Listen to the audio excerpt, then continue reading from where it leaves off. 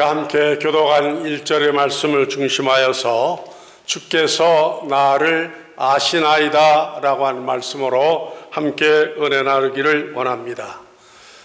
세상에서 나를 아는 사람이 과연 얼마나 될까에 대해서 생각을 해본 적이 있습니다. 여러분은 어떻게 생각을 하고 계십니까? 여러분에 대해서 과연 얼마나 많은 사람들이 무엇을 어떻게 알고 있을까요?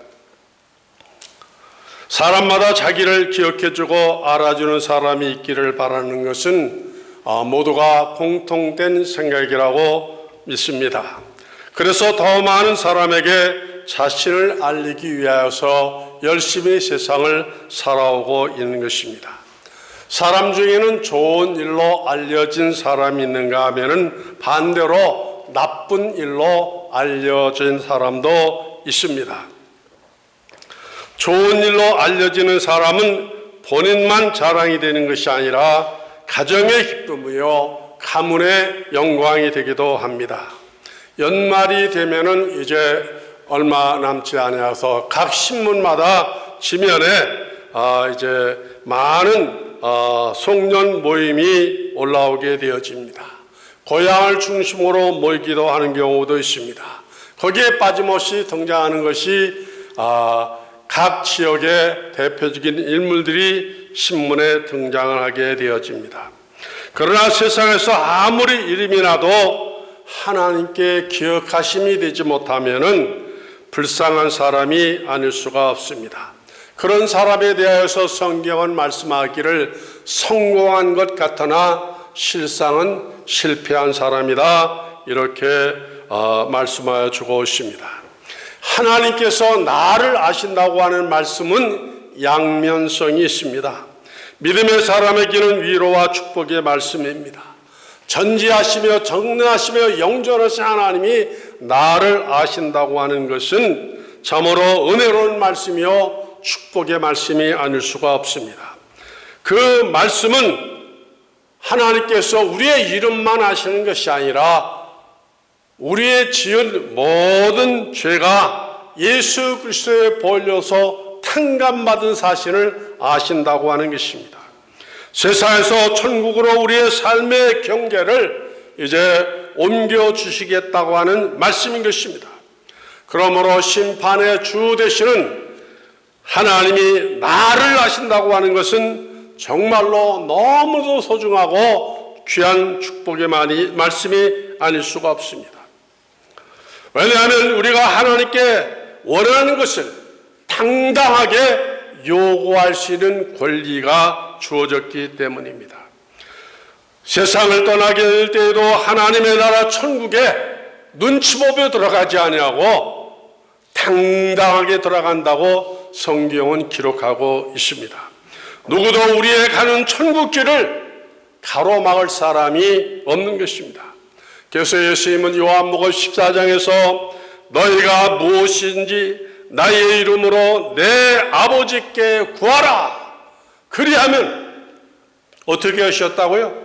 주께서 너희가 구한 모든 것을 시행해 주시겠다, 이루어 주시겠다, 응답해 주시겠다고 선포하셨던 것입니다. 그렇기 때문에 우리는 우리의 미래에 대해서 두려워하지 않습니다. 심지어 모든 사람이 무서워하는 죽음에 대해서도 우리는 겁을 내지 않습니다. 왜? 주님이 우리와 함께 동행하시고 계시기 때문입니다. 하나님이 우리를 아신다는 말씀 속에는 다른 면도 있습니다. 믿음을 가지지 못한 사람들에게는 이 말씀은 공포의 말씀이요 두려움의 말씀이기 때문인 것입니다. 세상에서는 돈의 힘으로 자신의 죄를 가릴 수 있을지 모르지만 하나님은 속지 아니하십니다. 속일 수가 없습니다. 사람마다 반드시 행한 대로 심판을 받게 되기 때문입니다. 보시기 바랍니다.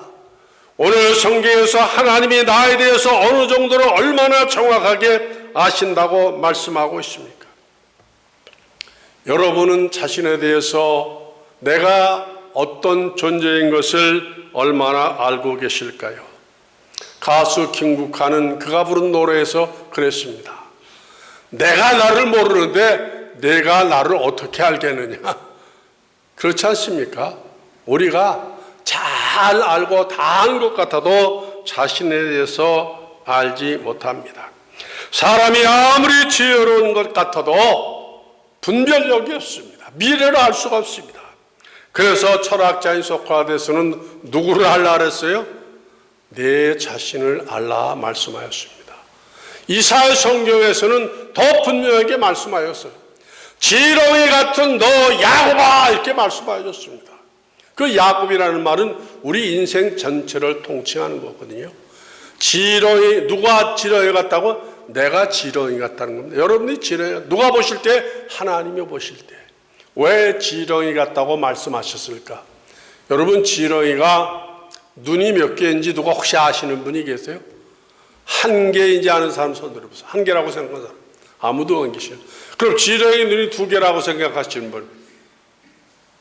한 분이 계시네. 제신 박성도님, 지렁이 눈이 둘이라고. 오늘 예배에 참석하시면 큰일 날 뻔하셨는데 평생 그렇게 하실 거 아니에요? 미안합니다마는 지렁이는 눈이 한 개도 없습니다. 없어요. 그래서 남도 보지 못하고 자신도 보지 못하고 미래도 보지 못하고 아무것도 보지 못하는 게 지렁이인 것처럼 우리 인생이 그렇습니다. 아주 대단히 똑똑한 것 같지만은 아무것도 모르는 것이 바로 이 우리 인생인 것입니다. 그런데 하나님은 나를 아신다고 그랬습니다. 나에 대해서도 더 정확하게 자세히 아신다고 말씀하셨습니다. 여러분 생각해 보십시다. 여러분은 여러분의 머리카락이 몇 개라고 세본 적이 있습니까? 우리가 셀 수나 있습니까? 세상에서 뭐 유명한 사람 어느 누구도 자기 자신의 머리카락 숫자를 세는 사람이 있습니까? 없습니까? 나도 나의 머리카락이 몇 가닥 남지 않은데 세지 못합니다. 매일매일 다르니까. 그런데 누가 알고 계시다고요? 하나님은 여러분 한 사람 각자의 머리카락 숫자까지 다 알고 계시다고 말씀하여 주셨습니다.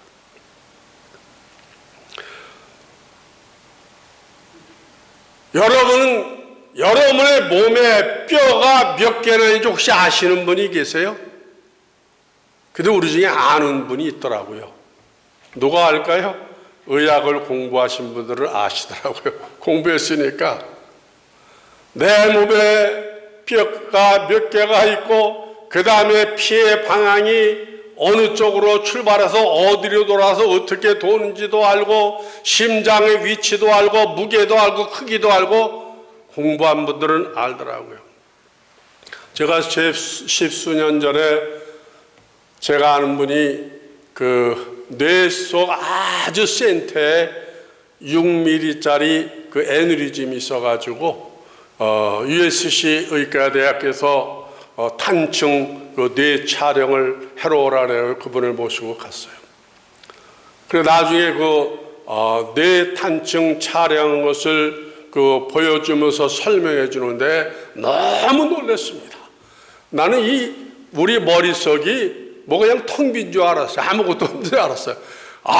그런데 그 단층 촬영한 것을 보여주는데 우리가 이 대도시의 그 도면을 보면은요, 지상에 이런 빌딩들만 있는 것이 아니라 우리는 몰랐는데 그 이 지하 세계가 또 어마어마한 세계더라고요. 뭐 수백 수천에 그냥 그 물이 흘러가는 그런 것들도 있고 그런데 우리 뇌도 그 층층 높이가 수백 층이 되고 좌우로다가 얼마나 그냥 세밀하게 막 있는지 모르겠어요. 그렇게 복잡하고 되어진 것 누가 만드신 거? 내가 만든 거 아니에요. 그때 그 많은 그 흘러가는 것 중에서 어느 한 군데만 막히면은 어떻게 되는 거예요? 꼴까다 가더라고. 꼴까다 가는 거더라고.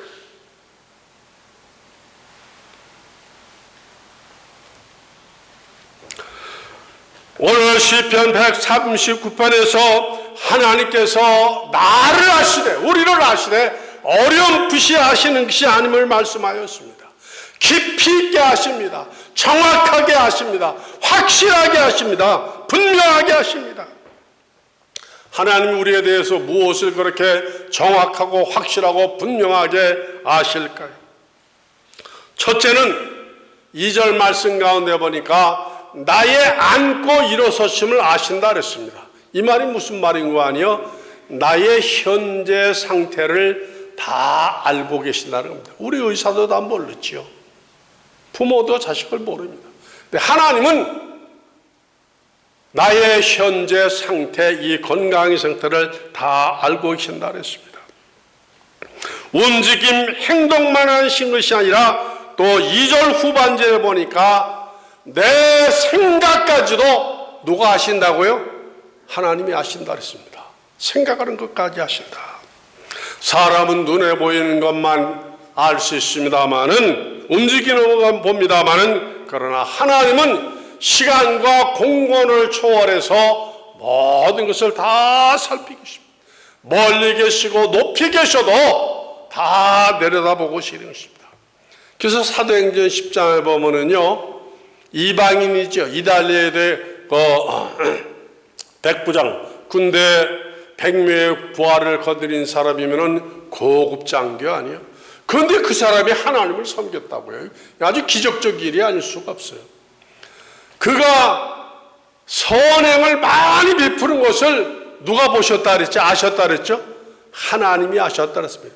너무나도 착하고 신실하고 하나님을 섬기고 그 다음에 원수 그 이스라엘 사람들을 그렇게 많이 돌보니까 하나님께서 그에게 천사를 보내시지 않았습니까? 옆에 있는 종 베드로를 불러다가 말씀을 들으라, 복음을 들으라고 말씀하여 주지 않았습니까?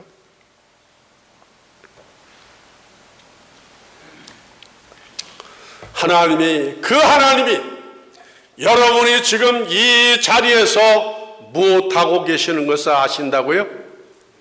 예, 높이 계신 하나님이 기뻐하시는 거룩한 예배 드리는 이 광경을 그냥 기왕이 듣고 싶지만 더 큰 눈으로 이렇게 내려다보시고서 얼마나 흡족해 하시고 얼마나 기뻐하시고 손자들이 이렇게 띠뚱거리면서 이렇게 할아버지 할머니 앞에서 다가올 때 그 기쁨이 굉장히 큰 것처럼 우리가 예배드린 광경 재령을 보시면서 얼마나 기뻐하실지 모르겠습니다.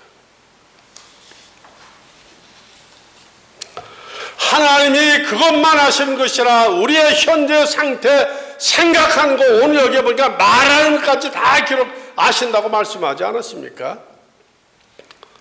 뿐만 아니라 3절에 보면은 나의 미래까지도 누가 아신다 그랬어요? 하나님이 아신다 그랬습니다. 여러분이 미래를 알 수가 있나요? 모르죠. 만약 우리가 미래를 알면은 죽을 사람이 있어요, 없어요? 가다가 교통사고로 죽을 장소 알면은 그거 피하여 가죠. 차라리 그거 이번에 총 맞았는데 그 몇 초 후에 그 총 맞을 거 알았었으면은 옆자리를 피했을 거 아니에요? 모르는 겁니다. 우리의 미래를 몰라요. 10분 후에 될지를 모르요. 만약 우리의 미래를 알면요, 그 사람이 어떻게 되지냐? 유명한 사람이 되고 대단한 사람이 되어지는 것입니다. 제가 전에 록펠러 전기를 조금 읽어본 적이 있어요. 록펠러가 세계적인 부자가 되어지는데 그가 한 말 가운데서 아주 제 마음에 와닿는 말이 있었는데, 자기가 잘나서 그렇게 세계적인 부자가 된 것이 아니고 하나님께서 자에게 보여주셨다는 겁니다. 1년 후, 5년 후, 10년 후, 20년 후에는 무슨 사업을 하면 어디 가서 무엇을 하면 그냥 황금이 몰려오는 것을 보여주셨다는 거예요. 그러니까 그 방향으로 거기다 투자를 하고 그 다음에 일어나면 이게 그냥 어마어마하게 막 들어오는 거예요. 그것을 알기 때문에 그가 하나님 앞에 평생 서약하고 드린 게 있죠. 뭐예요? 11조를 드렸습니다. 12조를 계산하는 사람의 자교에서 400명인가 얼마가 되었다고 말하지 않습니까?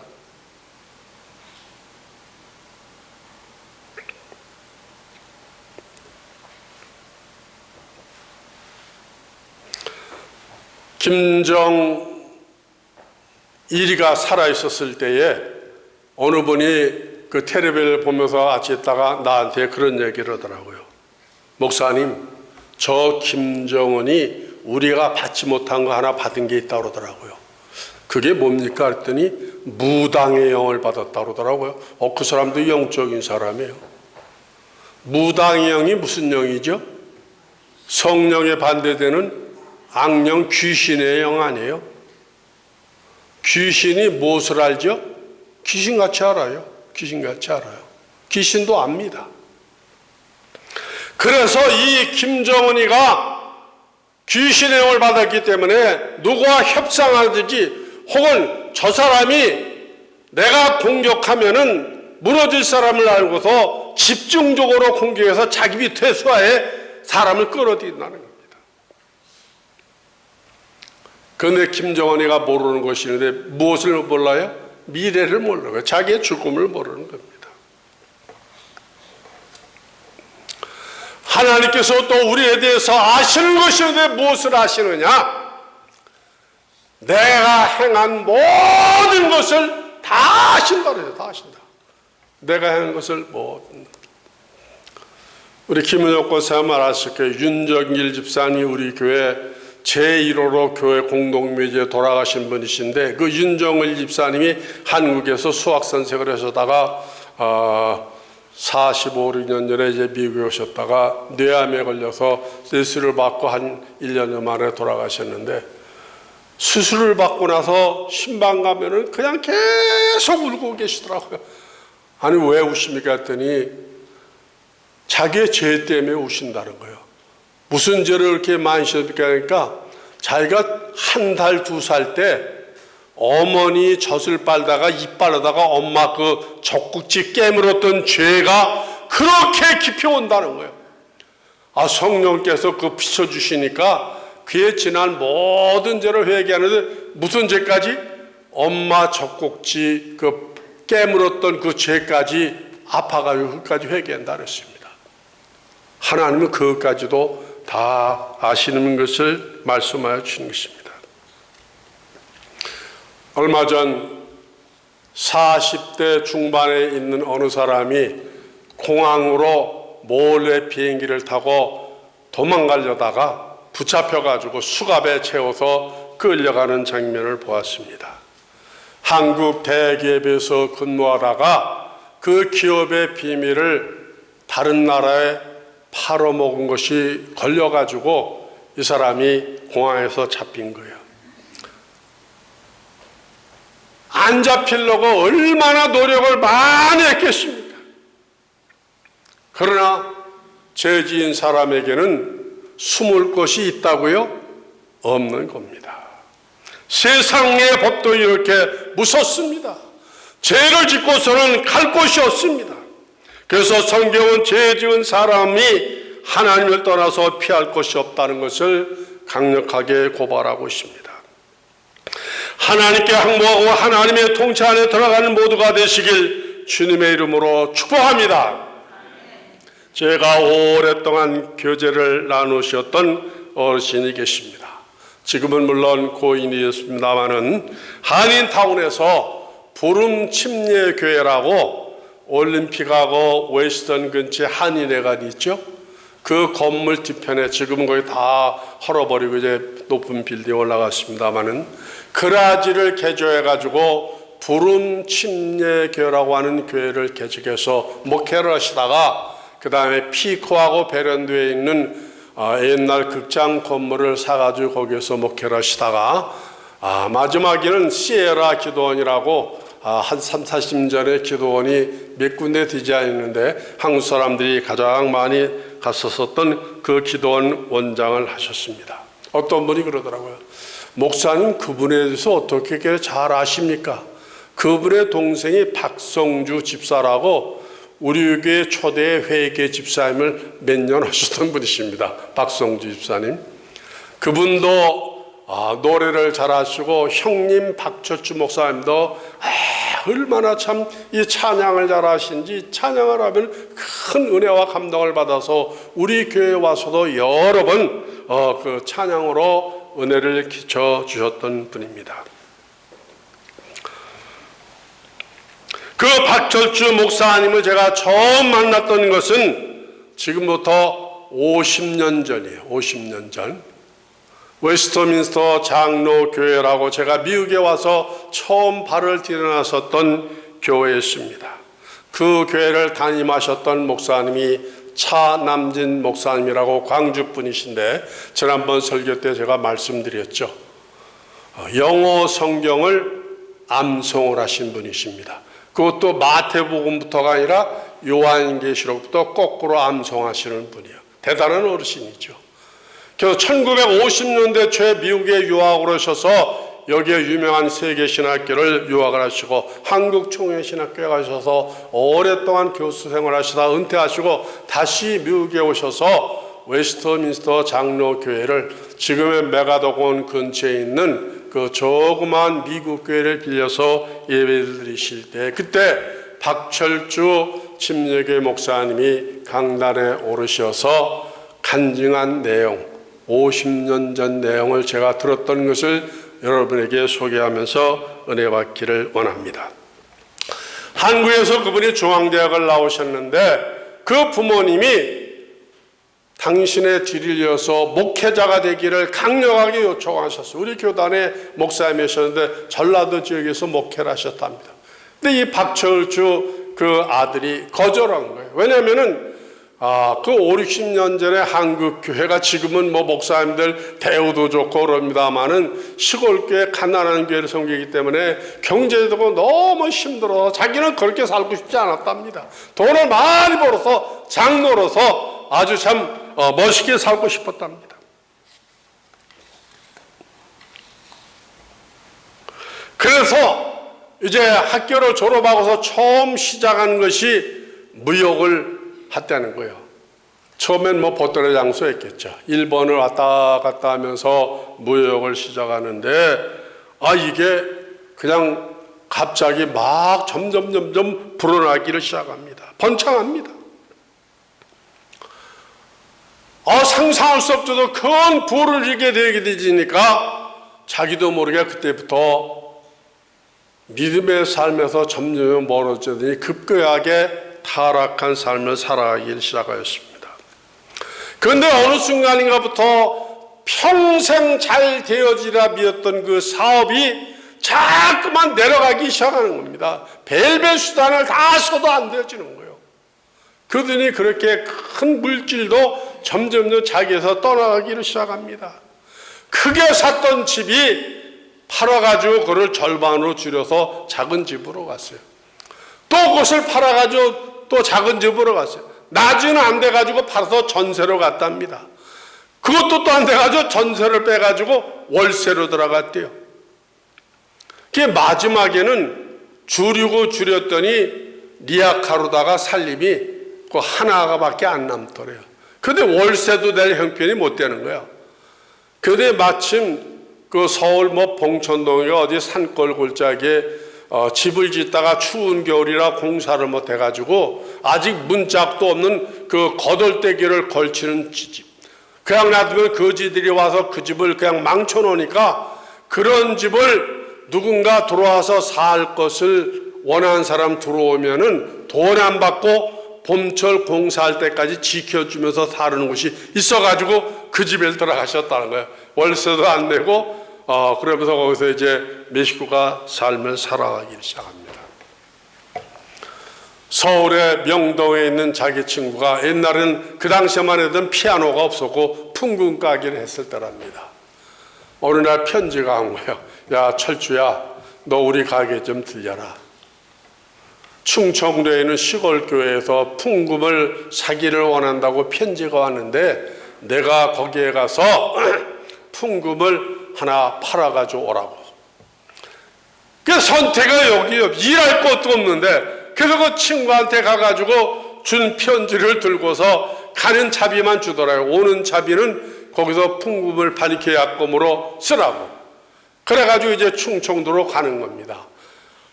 평생에 그렇게 참 구석진 초는 처음 가봤다는 거예요. 버스를 4번인가 갈아타고서 그 석양에 지는 때 그 마을에 들어갔는데 아무리 찾아봐도 교회가 있어요 없어요? 없더라는 거예요. 그 주소대에 가봤더니 이거는 교회가 아니고 쓸어가는 운막집 초가집이더라는 겁니다. 안에 문 열었더니 아무도 없습니다. 근데 그 교회 형편을 보니까 풍금을 살 실력이 도대체 없는 교회였어요.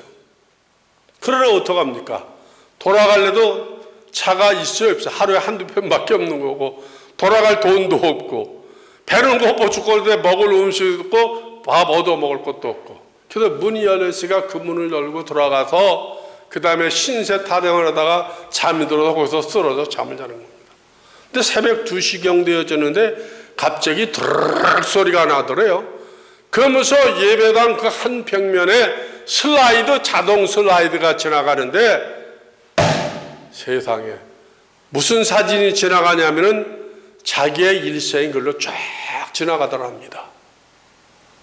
그런데 더 놀라는 것은 그 1번 다니면서 요정을 다녔다는, 요정이 난 뭐 하는 것인지 잘 모르겠는데 세상에 누구도 알아서는 안 되는 자기만 알아야만 하는 그 비밀이 그냥 칼라로다가 사진 찍게 막 나오는 거예요.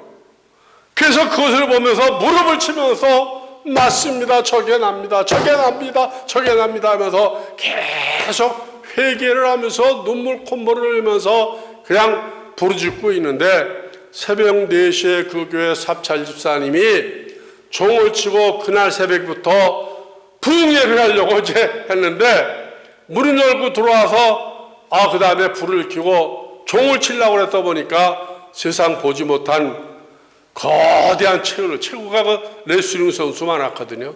그리고 목소리는 또 고래 잡아먹은 화통 삶아먹은 사람처럼 굉장히 목소리가 큰데 그 우렁찬 목소리로 그냥 이리 굴고 저리 굴리면서 땅바닥을 치면서 그냥 엉엉 울면서 부르짖는데 이거는 이 사람이 제정신사람이 완전히 미친 사람인 거예요. 그 사실서에 볼 때. 그래가지고 목사님 댁으로 막 뛰어간 겁니다. 목사님 큰일 났습니다. 오늘부터 부흥회 절대로 못한다. 왜 그러냐고. 아니 교회당에 지금 어떤 미친놈이 와가지고 교회당을 뒤집어 놓고 난리가 났다고. 그래서 목사님 집에서 같이 주무시던 이제 강사님하고 교회당을 가서 문을 딱 열고 들어왔더니 아는 게 아니라 정말 참 별의별 참 엄청난 사건이 벌어지거든요. 근데 오관성 목사님 그걸 아셨던 거예요. 불을 켜. 불을 다 켰습니다. 박철 목사도 깜짝 놀랐죠. 근데 오관성 목사님이 당신이 누군데 왜 여기에 들어와서 이러고 있느냐, 지난 밤에 무슨 일이 있었느냐고 일어나서 얘기하라고. 그랬더니 박철석이 일어나서 눈물을 닦으면서 얘기를 한 거예요. 내가 이러저러해서 내 친구 풍금 가게에서 이 교회에서 풍금을 사겠다고 편지를 보내와서 풍금을 팔려고 왔는데 와서 보니까 사라고 하는 형평도 안 되고 살 것 같지도 아니한데 다시 갈 수도 없어서 간밤에 잠들었다가 갑자기 새벽 2시부터 이 벽면에 나의 지내온 일생이 비춰지는데 나의 모든 죄가 다 드러난 것을 보면서 내가 통곡하고 자복하고 회개하고 있었다. 그날부터 이 박철주 집사님의 삶이 변했습니다. 낀 일을 걱정하고 잠잘 것을 걱정하게 되어지는데 오관성 목사님이 부흥회에 가시는 곳마다 그분을 데리고 다니면서 그 간증을 시킨 거예요. 결국에 그분이 침략의 목사가 돼요. 오관성 목사님이 침략의 목사님. 지금 90살인데 지금도 한국에서 그분이 부흥회 다닌다고 그러더라고요. 오관성 목사님이.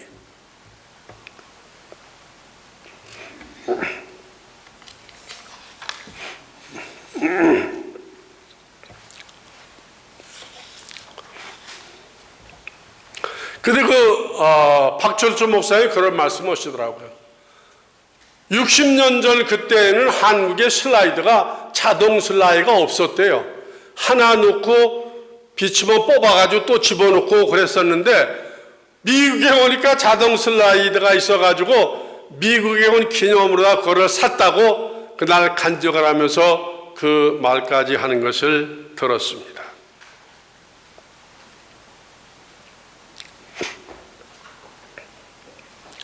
오늘 다시 고백합니다. 시편 139편에서 하나님은 어떤 분이라고요? 누구를 아신다고? 여러분을 아십니다.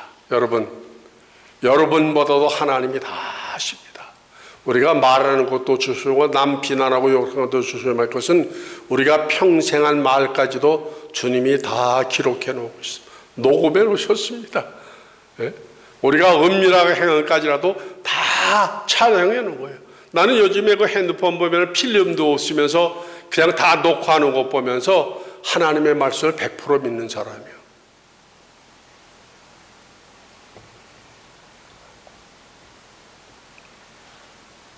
하나님은 그것만 아시는 것이 아니라 여러분들이 살아오면서 행하였었던 모든 선한 행한 일, 그것까지도 다 아시고 상으로 예비하신 분이라고 말씀하지 않았습니까?